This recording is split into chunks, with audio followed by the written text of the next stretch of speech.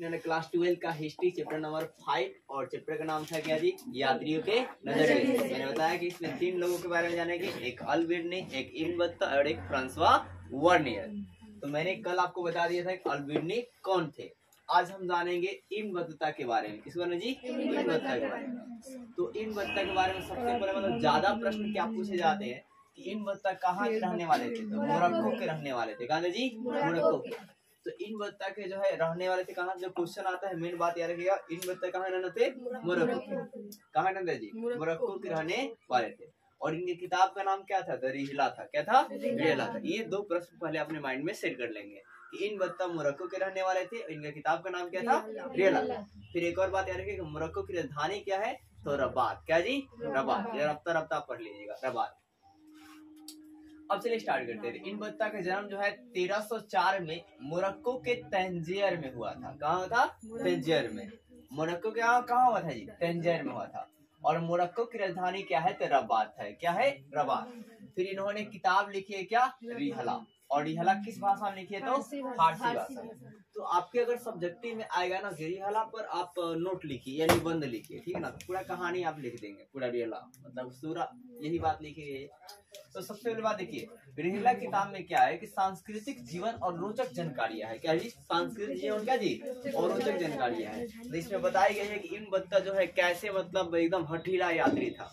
ठीक है, मतलब कुछ भी हो जाए लेकिन यात्रा करना नहीं छोड़ेंगे। ठीक है ना, मतलब पूरा घूमने का शौकीन था, इनको पूरा शौक था। और मतलब डाकू भी मिलते थे इनको, मतलब घायल भी होते थे, फिर भी ये रुकते नहीं थे, एकदम हर जगह घूमते थे। ठीक है, आगे एक बार जब मतलब ये क्या बोलते हैं, ये जब इंडिया में मतलब आते हैं मध्य एशिया स्थल मार्ग के रास्ते, तो यहाँ पर क्या होता है कि यहाँ पर MBT से मुलाकात होती है मोहम्मद बिन तुगलक से। कहा जी, और मोहम्मद बिन तुगलक के बारे में पहले से सुने रहते हैं, पहले से जाने रहते हैं। ठीक है, तो जब जानते हैं ना तो इनको मतलब है क्या, इनको दिलचस्पी होती है कि हम इनके दरबार में जाएं। ठीक है, तो उनके दरबार में जाते हैं तो मतलब बात होता है। तो उसके बाद जो MBT होते हैं ना, तो इब्न बत्ता को वो काजी बना जाते हैं। क्या बनाते हैं, काजी। काजी बनाने का मतलब यहाँ पर ये है कि उसे न्यायाधीश बना देते हैं। ठीक है ना, अब उसके बाद फिर क्या होता है कि कुछ बहुत साल तक ये न्यायाधीश काजी के पद पर काम करते हैं। लेकिन फिर क्या होता है कि किसी वजह से मतलब गलतफहमी हो जाती है, और गलतफहमी हो जाती है तो फिर इब्न बत्ता को MBT तुगलक क्या करता है, उसे कारावास में डाल देता है, मतलब जेल में बंद कर देता है। ठीक है, फिर उसके बाद गलतफहमी जब खत्म हो जाती है तो फिर बाहर आता है, फिर राजकीय सेवा में वो कार्य में चालू हो जाता है। फिर उसके बाद इन्होंने मतलब है क्या, ये चीन पर राजदूत के रूप में MBT चीन जो है भेजते हैं। ठीक है, फिर उस चीन जाने से पहले क्या है, मतलब बहुत जगह यात्रा करते हैं, अनेकों जगह। तो सिर्फ यात्रा ज्यादा करते हैं, ध्यान दीजिए। तो यह एक इस्लामिक और शरिया कानून था। मतलब मोरक्को जो देश है ना, वहाँ पर कौन सा कानून चलता था, तो इस्लामिक या शरिया कानून चलता था। तो एक और बात है क्या कि देखिए, जो हम लोग बात कर रहे हैं वो 14वीं शताब्दी का यात्रा कर रहे हैं। मतलब जो इब्न बत्ता है वो यात्रा किस शताब्दी में कर रहा है, तो 14वीं शताब्दी में यात्रा कर रहा है। अब है क्या, इसे यात्रा करने का बहुत ही शौक था, इसे यात्रा करने का बहुत ही शौक था। और 1332 से 33 में भारत के लिए प्रस्थान करने से पहले, अब जब वो 1332 से 33 में कहा जी, भारत प्रस्थान करने से पहले, ठीक है, वो कहाँ जाता है, ये देखिए, वो सबसे पहले जाता है मक्का की यात्रा करता है। कहाँ जाता है जी, मक्का मदीना, नाम सुने आप लोग। तो पहले मक्का जाता है, कहाँ जाता है, तो आपसे पूछ लिया जाएगा कि मक्का जाता है, और कहाँ था, सीरिया जाता है, और कहाँ था, इराक, और कहाँ फारस, और कहाँ यमन, और कहाँ जी, ओमन, और कहाँ अफ्रीका, और कहाँ व्यापारिक बंदरगाहों की यात्रा करता है। तो देखिए, निश्चय कर लिया कि मैं 1332 से 33 में भारत के लिए प्रस्थान करूंगा। और ये निश्चय करने से पहले भाई साहब पहले कहाँ गया, मक्का गया, फिर सीरिया गया, इराक गया, फारस गया, यमन गया, ओमान गया, अफ्रीका गया, और क्या जी, व्यापारिक बंदरगाहों पर भी गया। समझ रहे, बहुत ज्यादा घूमने का शौक था, मतलब एकदम मान के चलिए, मतलब हटीला यात्री। और घूमने के समय मतलब दिक्कत ही होती थी, फिर भी मतलब रुकता नहीं था। और मतलब ये किताबों से ज्यादा ना घूमकर जो ज्ञान इसे मिलता था उसे ये बेस्ट मानता था। ठीक है, अब आगे देखिए, मध्य एशिया के रास्ते स्थल मार्ग से इब्न बत्ता 1333 में सिंध पहुंचे। तो आपसे पूछा जाएगा कि किस रास्ते से इब्न बत्ता सिंध पहुंचे थे, मध्य एशिया के स्थल मार्ग से। किस मार्ग से जी, स्थल मार्ग से पहुंचे थे। किस मार्ग से, स्थल मार्ग। और कब पहुंचे थे, 1333 में। कब पहुंचे थे जी, या आपसे ये भी पूछा जाएगा कि इब्न बत्ता सबसे पहले कहाँ पहुंचे, सिंध। कहाँ जी, सिंध पहुंचे। कहाँ पहुंचे, सिंध। और एमबीटी से मिले। और किससे मिले जी? एमबीटी से, मतलब मोहम्मद बिन तुगलक से मिले। किससे मिले? मोहम्मद बिन तुगलक से मिले। ठीक है, फिर मोहम्मद बिन तुगलक जब मिले तो इमबत्ता मतलब हमने बड़ा बताया, देखिए इमबत्ता जो थे ना, उनको पहले ही इनमें इंटरेस्ट था। ठीक है ना, इनके बारे में बहुत ही मतलब सुना होना था। ठीक है, तो उसके बाद इमबत्ता जो है ना, जो एमबीटी तुगलक है, वो इमबत्ता को दिल्ली का काजी बनाते हैं। क्या बनाते हैं? हाँ। तो पूछा जाएगा कि एमबीटी जो है इमबत्ता को क्या बना दिया? दिल्ली का काजी बना दिया, न्यायाधीश बना दिया, जज। ठीक है ना, जज, काजी मतलब जज होता है। और काजी के पद पर कई वर्षों तक ये काम किए। कितने वर्ष काम किए? कई वर्षों तक। लेकिन विश्वास खो देने पर जो एमबीटी तुगलक थे, मोहम्मद बिन तुगलक जो थे, वो करवास में डाल दिए। किसमें डाल दिए? करवास में डाल दिए। फिर लेकिन जब गलतफहमी खत्म हो जाती है तो एमबीटी तुगलक ने क्या करते हैं? राजकीय सेवा में लगा देते हैं। और फिर 1342 में, क्या जी? 1342 में चीन गया। कहाँ गया जी? चीन गया। अब चीन भाई साहब कौन भेजे? तो एमबीटी तुगलक, कौन जी? मोहम्मद बिन तुगलक दूत के रूप में भेजे। तो पूछा जाएगा कि चीन जो है दूत के रूप में इमबत्ता को किसने भेजा था? तो मोहम्मद बिन तुगलक ने। ठीक है, मोहम्मद क्या जी? तुगलक ने। और कब भेजा था? 1342 में। अब देखिए 1342 में जाने से पहले भी ये बहुत जगह घूमेंगे। क्या करेंगे? घूमेंगे। क्यों भाई साहब? क्योंकि घुमक्कर यात्री है। ठीक है, घूमने से इनको मतलब। तो देखिए अपनी नई नियुक्ति के साथ इमबत्ता, देखिए नई नियुक्ति मतलब जान देना, फिर से वो कहाँ बन गए? राजकीय पद पर आ गए। तो अपनी नई नियुक्ति के साथ इमबत्ता मध्य भारत के रास्ते मालाबार गया। कहाँ गया जी? मालाबार। अब देखिए मालाबार एक तट है जिसका नाम है, यहाँ पर एक बंदरगाह है जिसका नाम है कालीकट बंदरगाह, केरल का कालीकट बंदरगाह। तो आपसे अलग से ये प्रश्न पूछ लिए जाएंगे कि मालाबार तट पर कौन सा बंदरगाह है, तो आप याद रखना कालीकट बंदरगाह है। कौन है? कालीकट क्या जी? बंदरगाह है। ठीक है, अभी भाई साहब कहाँ है कालीकट बंदरगाह?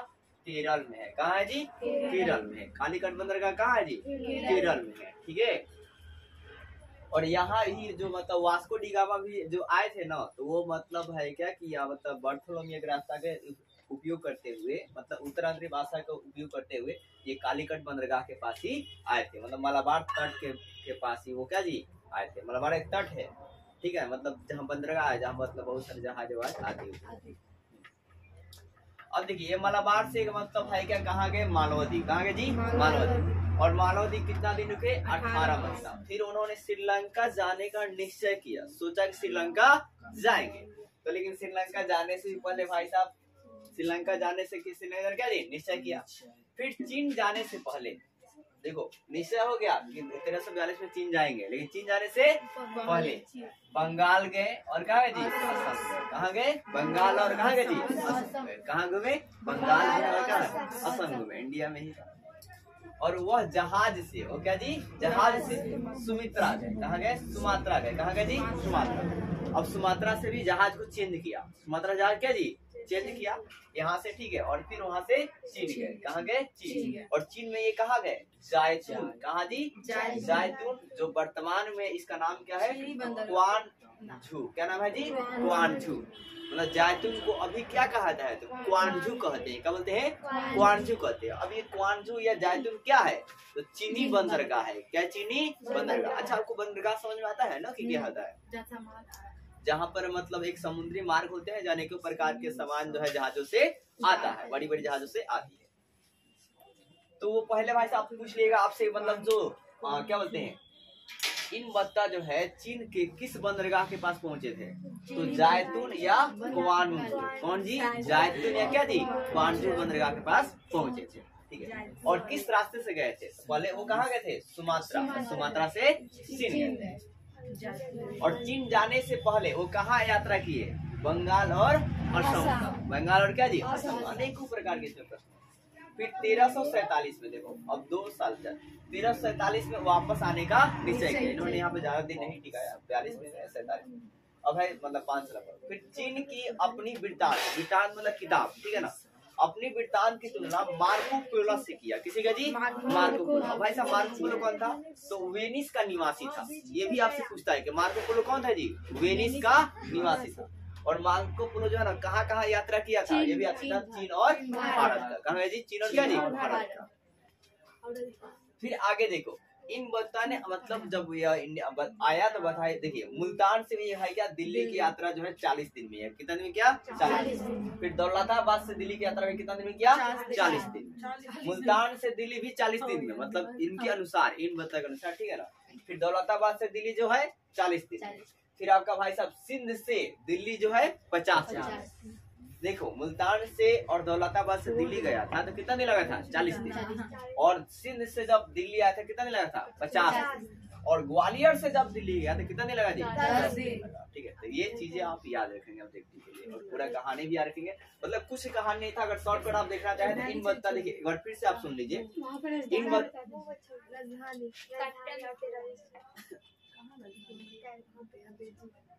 हाँ जी, इसका एक और बात, चीन की राजधानी क्या जी? बीजिंग। क्या जी? हाँ, ये बीजिंग तक भी गए थे। कहाँ गए थे? बीजिंग तक। मतलब चीन में कहाँ तक गए थे? तो बीजिंग तक। कहाँ था जी? बीजिंग तक। तो बीजिंग जो है क्या है? चीन की राजधानी। आपसे पूछ लेगा चीन की राजधानी क्या जी? बीजिंग। क्या जी? बीजिंग राजधानी है। क्या जी? बीजिंग। अमेरिका की राजधानी क्या है? Washington DC. क्या है जी? Washington DC. ठीक है, तो आप लोग फिर से एक बार स्टोरी को ध्यान दीजिएगा। शॉर्टकट मैंने आपको क्या बताया कि इन बत्ता जो है कहाँ के रहने वाले थे, तो इनका जन्म जो है 1304 में मोरक्को में हुआ था। मोरक्को जो है वर्तमान मोरक्को की राजधानी क्या है जी? रब्ता। ठीक है ना, रबात। हाँ, कैसे भी आप याद रखेंगे। फिर मैंने आपको बताया कि इन्होंने किताब लिखी जिस किताब का नाम था रिहला। यह किताब फारसी भाषा में लिखी गई थी और यह किताब बहुत ही रोचक किताब था। ठीक है ना, पूरा यात्रियों से भरा हुआ था। और यहाँ पर जो मतलब जो मोरक्को देश था, यहाँ पर शरिया कानून, ठीक है ना, या इस्लाम के मानने वाले लोग रहते थे। फिर हुआ क्या कि मतलब इन्होंने यात्रा जो है करने का मतलब है कि भारत आने का निश्चय किया। कब भाई साहब? 1300 कितना जी? 33 में, 32 से 33। लेकिन वहां जाने से पहले भी इन्होंने कई जगह घुमा। आप ऐसे स्टोरी में नहीं सकते, कई जगह क्या जी? घुमा। ठीक है ना, अफ्रीका घुमा, फिर बंदर व्यापारिक बंदरगाहों पर घुमा। फिर उसके बाद जब है क्या कि जब इंडिया में मतलब इन्होंने कहा है सबसे पहले सिंध। कहा है जी? सिंध। कब है? 1333। कब है जी? 1333। और इनकी मुलाकात जो है किससे होती है? एमबीटी से। ये पहले ही एमबीटी के बारे में जानते हैं और उन्हें दिलचस्प लेते हैं। ठीक है, तो एमबीटी से मिलते, मान लीजिए एमबीटी है, एमबीटी से मतलब मिलने के बाद होता है क्या? एमबीटी क्या करते हैं? इनको दिल्ली का काजी बनाते हैं। आप दिल्ली का काजी जब बनाते हैं तो इनको क्या होता है, मतलब ये कई वर्ष काम कर लेते हैं उस पद पर। लेकिन कुछ क्या होती है, गलतफहमी हो जाती है, जिससे क्या होता है कि एमबीटी इनको जेल में डाल देते हैं। फिर आपका है क्या, गलतफहमी जब खत्म हो जाता है तो फिर वो अपने पद पर आ जाते हैं और फिर इन्हें दूत के रूप में चीन भेजा जाता है। कौन भेजते हैं? एमबीटी जो है भेजते हैं।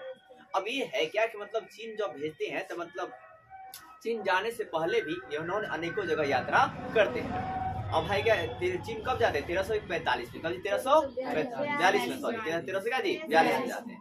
और जब अनेकों जो फिर यात्रा कर लेते हैं, फिर मतलब बंगाल और असम घूमते हैं। ठीक है, चीन जाने से पहले। और चीन के किस शहर तक जाते हैं? तो बीजिंग शहर तक जाते हैं जहाज से। किस जाते जी? जहाज से जाते हैं।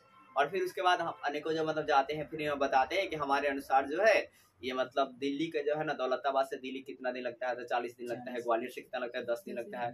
ठीक है, फिर आप बताते हैं कि सिंध से मतलब दिल्ली आएगा तो 50 दिन लगेगा, मतलब हमको लगा था इस तरह। तो इस तरह जो है इन बत्ता कहानी जो है स्टार्ट होती है। तो कल भी हम इन बत्ता के बारे में थोड़ा बहुत देखेंगे, उसके बाद ये इन बत्ता कहानी जो है खत्म हो जाएगी। तो वीडियो अच्छा लगा तो प्लीज वीडियो को लाइक कीजिए।